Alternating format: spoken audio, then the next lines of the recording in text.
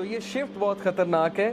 جب انسان گاڈ سے یونیورس کی اسٹڈی میں شفٹ ہوا, سول سے باڈی کی طرف شفٹ ہوا, ہیئر آفٹر سے ورلڈ کی طرف شفٹ ہوا. اب ول ڈیورنٹ کا ایک اور کوٹ میں آپ کو سناتا ہوں. The greatest question of our time is not communism versus individualism, not Europe versus America, not even the east versus west. اس نے کہا یہ کوشچن نہیں ہے کہ کمیونزم ٹھیک ہے کہ انڈیویجولزم ٹھیک ہے, یورپ ٹھیک ہے کہ ایشیا ٹھیک ہے. The greatest question is whether man can bear to live without God. یہ ہے سوال آج کے دور کا کہ can you afford to live without God. کیا گاڈ کو آپ نکال دیں گے اپنی زندگی سے؟ کیا آپ نماز کو, اسپرچویلٹی کو خیر آباد کہہ دیں گے؟ کیا آپ ایسا کر سکتے ہیں, افورڈ کر سکتے ہیں؟ اگر کر سکتے ہیں تو کر کے دیکھ لیں اور اس کا نتیجہ آپ کے سامنے آ جائے گا. یہ ہے اصل میں بات سمجھنے کی کہ انسان روحانی ہے. اصل میں مائنڈ اور باڈی وہ تو بس ایک پارٹ ہے انسان کا, لیکن میجورٹی پارٹ ہمارا روح ہے. یہ جو بات ہے کہ اس سائنس دی الٹیمیٹ ٹروتھ, کیا سائنس الٹیمیٹ ٹروتھ ہے, اس کا جواب جو ہے وہ میں آپ کو انشاءاللہ ابھی بتاتا ہوں. دیکھیں, سائنس کی وجہ سے بہت سے لوگ ایتھیسٹ ہو جاتے ہیں. وہ کہتے ہیں کہ نہیں, اس کا پروف سائنس میں نہیں ہے, گاڈ کا پروف سائنس میں نہیں ہے, ریلیجن کا پروف سائنس میں نہیں ہے, تو لہٰذا گاڈ نہیں ہے. اب جو سائنس کے اسٹوڈنٹس ہیں ان کو یہ پتہ ہوگا کہ ہمارے ارد گرد الیکٹرو میگنیٹک ویوز ہیں. آپ نے پڑھا نا, مائکرو ویوز, انفرا ریڈ. آپ میں سے کسی کو انفرا ریڈ نظر آ رہی ہے, مائکرو ویوز نظر آ رہی ہیں, ریڈیو ویوز آپ کو نظر آ رہی ہیں؟ یہ میرے موبائل فون میں ریڈیو ویوز آ رہی ہیں. یہ جو وائی فائی ہے یہ ویوز کے تھرو آ رہا ہے. نظر کہاں آ رہی ہیں, دکھائیں مجھے. لیکن سرٹن انسٹرومنٹس ہیں جو ڈیٹیکٹ کرتے ہیں. وہ کب ایجاد ہوئے؟ اب ایجاد ہوئے.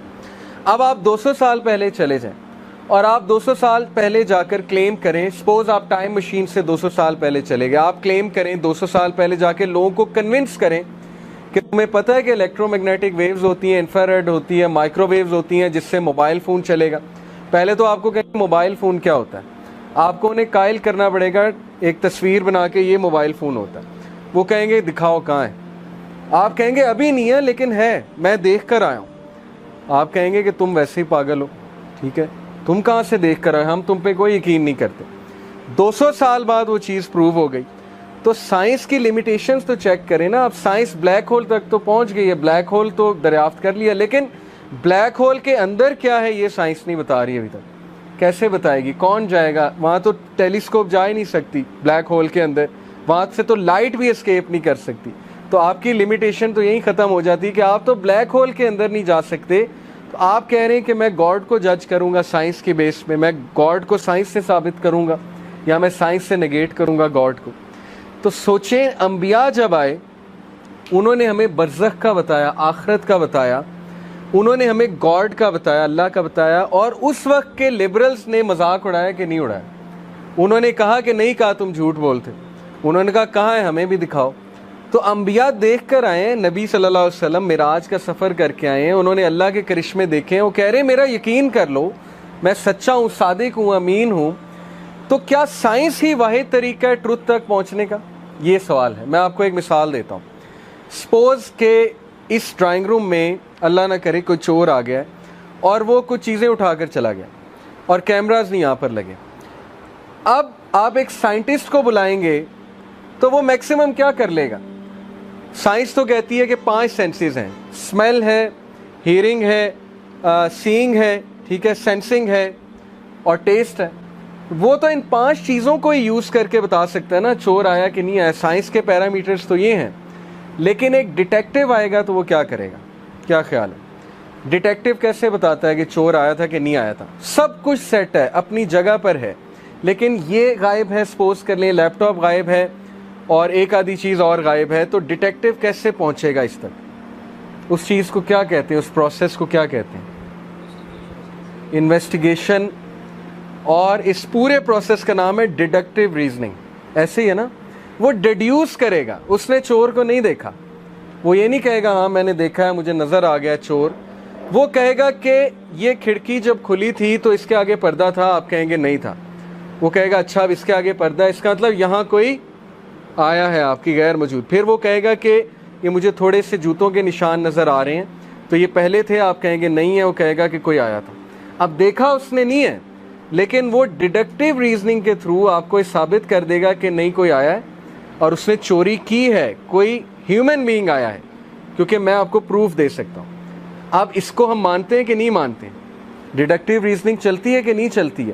لائرز بھی یوز کرتے ہیں ڈیڈکٹیو ریزننگ کہ ایسا ہوا تھا, ایسا ہوا تھا, ایسا ہویا ہوگا تو اس لیے یہ ہوا ہے لہٰذا. اور دوسری جو چیز ہوتی ہے ٹروتھ تک پہنچنے کی, اس کو ہم کہتے ہیں ٹیسٹیمنی.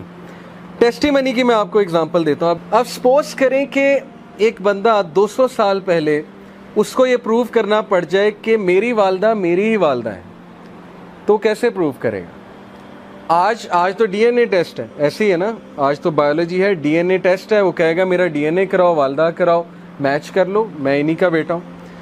200 سال پہلے کیسے پروو ہوگا؟ 300 سال پہلے کیسے پروو ہوگا؟ کیا وہ یوز کرے گا, ٹیکٹک کیا یوز کرے گا؟ گواہی لے کر آئے گا. 10 لوگ کی ٹیسٹمنی آ گئی, محلے داروں کی ٹیسٹمنی آ گئی کہ نہیں ادھر ہی رہتا ہے, انہی کا بیٹا ہے, تو ایکسیپٹ ہو جائے گا.